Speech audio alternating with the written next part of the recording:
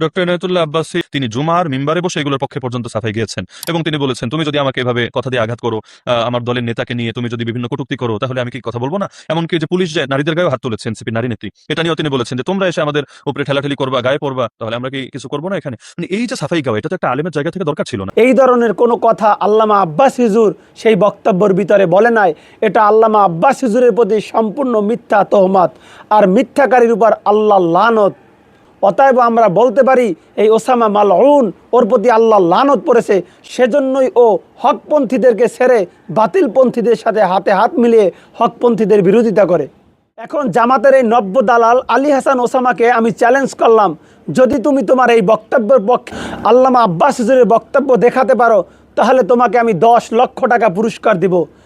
আর যদি তোমার এই বক্তব্যের পক্ষে আল্লামা আব্বাস হুজুরের বক্তব্য না দেখাতে পারো, তাহলে দেশের মানুষ, এদেশের জনগণ ধরে নেবে তোমার জন্মটা স্বাভাবিকভাবে হয় নাই, অস্বাভাবিকভাবে হয়েছে। আমাদের নব্য দালাল মওদুদীর জারজ সন্তান আলী হাসান ওসামা বলেছেন যে আল্লামা আব্বাস হুজুর নাকি সেই সময় জুমার বক্তব্যে বলেছেন যে তুমি আমার নেতাকে নিয়ে কথা বলবা, তুমি আমার নেতার বিরুদ্ধে বিভিন্ন বক্তব্য দেবা, আমি কি কথা বলবো না? আমি কি চুপ থাকবো?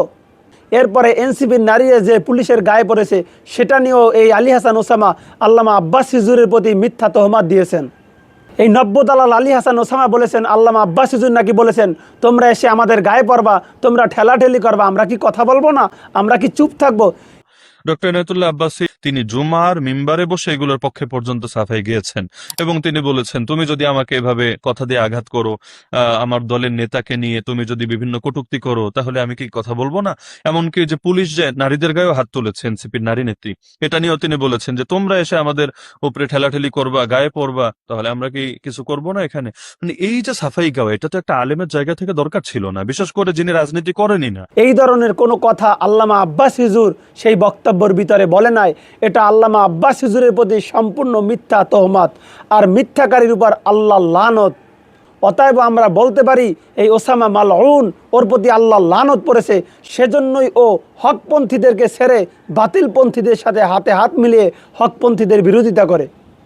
এখন জামাতের এই নব্য দালাল আলী হাসান ওসামাকে আমি চ্যালেঞ্জ করলাম, যদি তুমি তোমার এই বক্তব্যের পক্ষে আল্লামা আব্বাস হুজুরের বক্তব্য দেখাতে পারো, তাহলে তোমাকে আমি 10 লক্ষ টাকা পুরস্কার দিব। আর যদি তোমার এই বক্তব্যের পক্ষে আল্লামা আব্বাস হুজুরের বক্তব্য না দেখাতে পারো, তাহলে দেশের মানুষ, এদেশের জনগণ ধরে নেবে তোমার জন্মটা স্বাভাবিকভাবে হয় নাই, অস্বাভাবিকভাবে হয়েছে। সেজন্যই তুমি আলেম ওলামা পীর মাশায়েখ হকপন্থীদের পিছনে লেগেছো, তাদের বিরোধিতা করো এবং আল্লামা আব্বাস হুজুরের সম্মান বিনষ্ট করার চেষ্টা করেছো।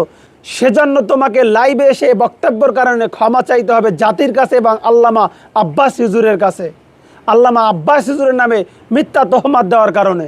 প্রিয় সুধী, আসুন তাহলে আমরা দেখে নেই আল্লামা আব্বাস হুজুর সেদিনের জুমার বক্তব্য কি বলেছিলেন। একটা মানুষ যখন তখন মাইক নিয়ে প্রধানমন্ত্রী তার বউ তার কন্যারে গালিগালাজ করবে, তো সরকার দলের লোকজনকে আঙ্গুল চুষবে নাকি?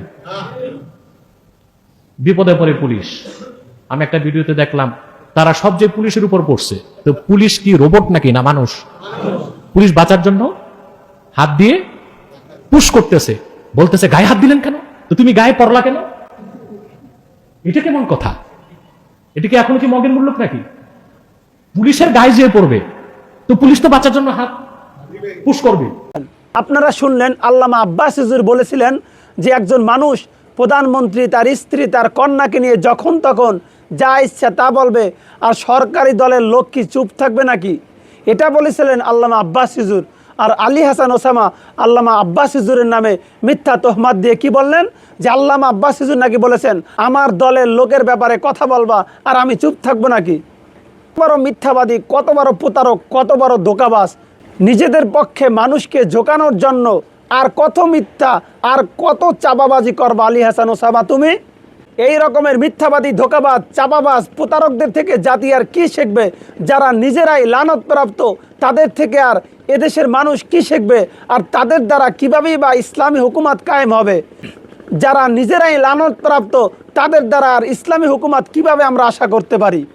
অতএব এই সমস্ত জামাতের ভণ্ড মোনাফেক, মৌলবী এবং রাজনৈতিকবিদদের থেকে আপনাদের সতর্ক থাকতে হবে, সাবধান থাকতে হবে।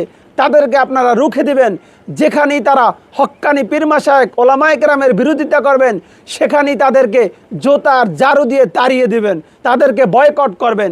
এই জামাতের এগুলো ভণ্ড, বেঈমান, মুনাফেক, এদের থেকে সাবধান থাকবেন।